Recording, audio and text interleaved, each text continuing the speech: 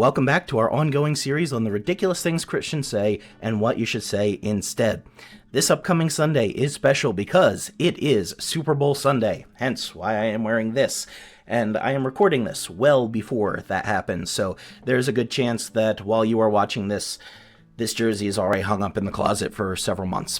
But we're not going to think about that right now. We are going to think happy thoughts, at least about the Eagles postseason, and we are going to critique something that, unfortunately, some of you may actually hear this upcoming Sunday.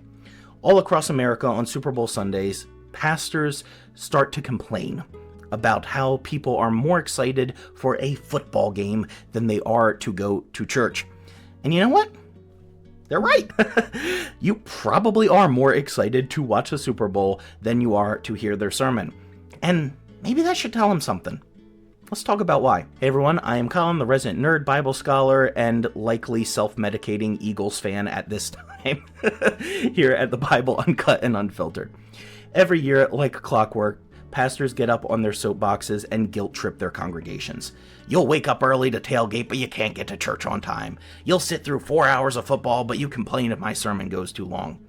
Some pastors, and I am not joking here, I promise I've seen this happen, even weaponize the church schedule, deliberately putting service times during game time or extending sermons to force people to choose between their faith, quote unquote, and a sporting event.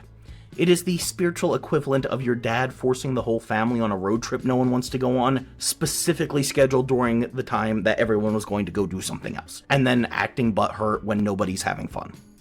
Here's the thing. Never in the history of anything has forcing a less interesting thing in front of a more interesting thing made it more interesting.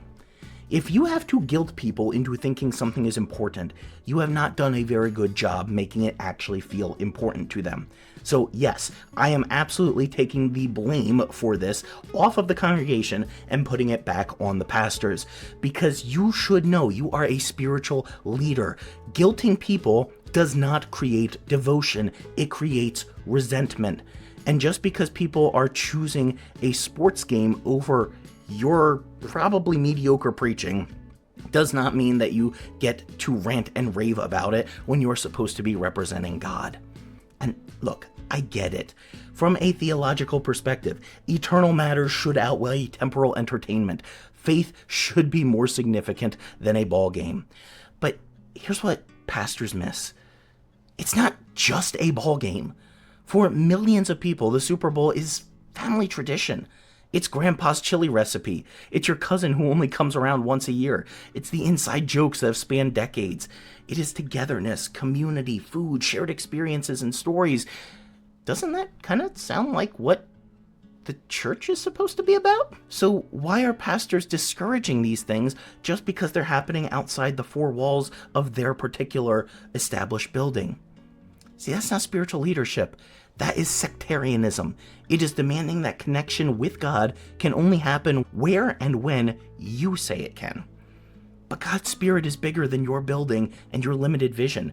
He can be glorified through something as simple and embodied as a family laughing together over nachos and a football game.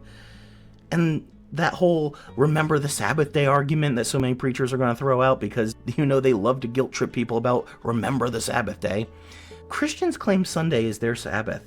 But the Sabbath was actually about rest. It was about ceasing from labor. It was about renewal. It was not about forced attendance, sitting through a boring, possibly out of context sermon in an uncomfortable chair while someone lectures you about how bad you are. That's never what it was supposed to be about. Taking time to relax with people you love is not ungodly, even when it happens on a Sunday afternoon. It's human, it's healthy, and it can even be holy. When pastors complain about the Super Bowl, honestly, they're just coming across whiny and out of touch. They sound jealous and insecure. It's like saying, why do people enjoy this natural, life-giving thing more than sitting still while I rant about whatever's on my mind today? Maybe the problem isn't your congregation's worldliness. Maybe the problem is that you have made church tedious and joyless.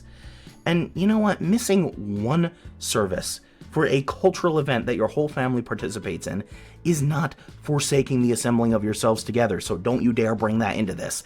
That verse is not about perfect church attendance. It is about not abandoning community altogether. You know what used to be totally normal? Farmers missing certain Sunday services because they had to milk cows 10 crops. Nobody called them backsliders. Everyone understood they had responsibilities. Some churches even changed around service schedules to fit their schedules. Respect your people's times. Respect their families. Respect that they have lives that don't revolve around your speaking schedule. You are not the last lone bastion of truth fighting against a congregation that's given itself over to the world because they want to watch a football game.